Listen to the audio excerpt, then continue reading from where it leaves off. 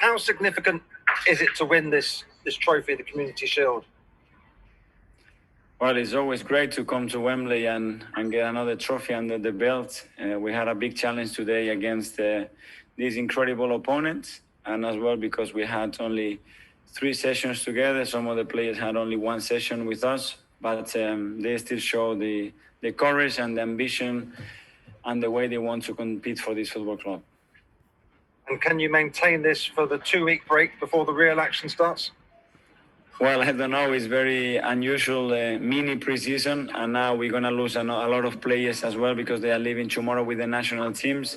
But we will try to adapt as well as we can to try to keep our players in the best possible condition and get into the first game against Fulham ready to go.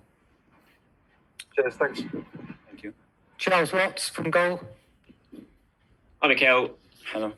It was another excellent performance from Emi Martinez today. We've seen some reports that he might be wanting to move, or Arsenal might be ready to sell him. Can you talk a little bit about that situation?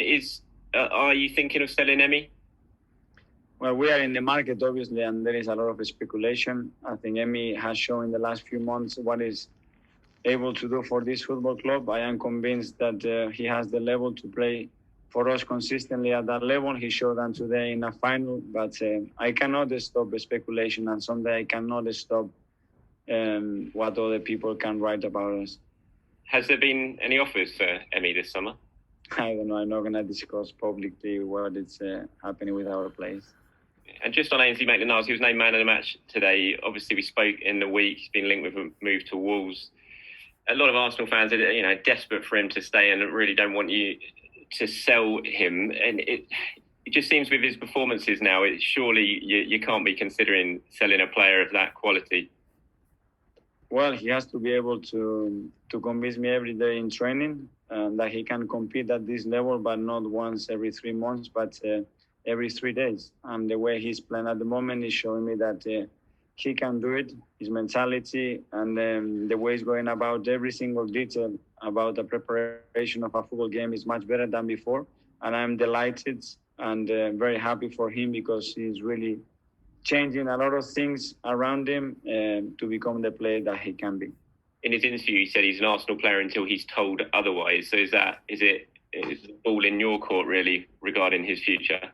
Well, the best way to show a player that's how his manager thinks about him, I think, is to give him the chance to play or not. And today in a final, again, he started and he played the 90 minutes like he did against City in the semi-final and against Chelsea as well in the final. Thanks, Mikel. Thank you. Simon Peach. Hi, Mikel. Congratulations. Another Wembley display by your captain, another fine Wembley display. What is there left to say about him? And can you give us another, I know it's a tired question, but is there any update on his contract? No, I keep saying the same thing. I try to do my job, which is convincing that he is at the right place, that he has the right environment here to produce the moments like he's done today and he's done here 3 weeks ago. And I'm very positive that he's going to sign, but there are all the time a lot of things involved in a contract deal, and we are trying to solve them. And also, what about his overall performance? So obviously that first goal he'll take the credit for, but it was a wonderful team move. Yeah, I think the move from the team was really, really good, and he put the ball all the time there where he belongs, which is in the back of the nets. As well, the way he took the last penalty, he wanted to take the last one, and he took it really well, and another trophy for us. So I'm delighted with his performance with and without the ball as well. Rob Draper.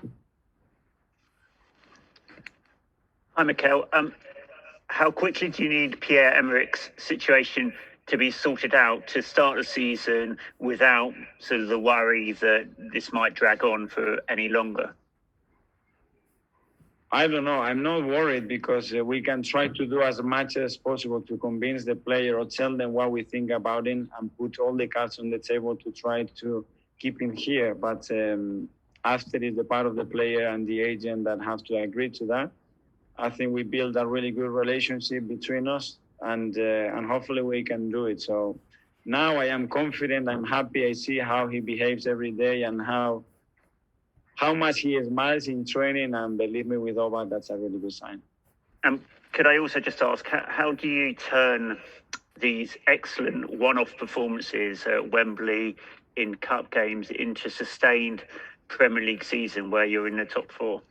Yeah, that's a different task. I don't think it's a one-off either when you beat the teams that we beat in the last 2 months consistently. But obviously after 10 months, the table showed last season that we are very, very far away and the gap is enormous. And we have to try that gap as quick as possible, really, really short. And in order to do that, there are a lot of aspects in the game that we have to improve.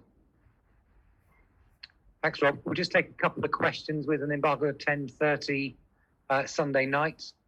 John Cross.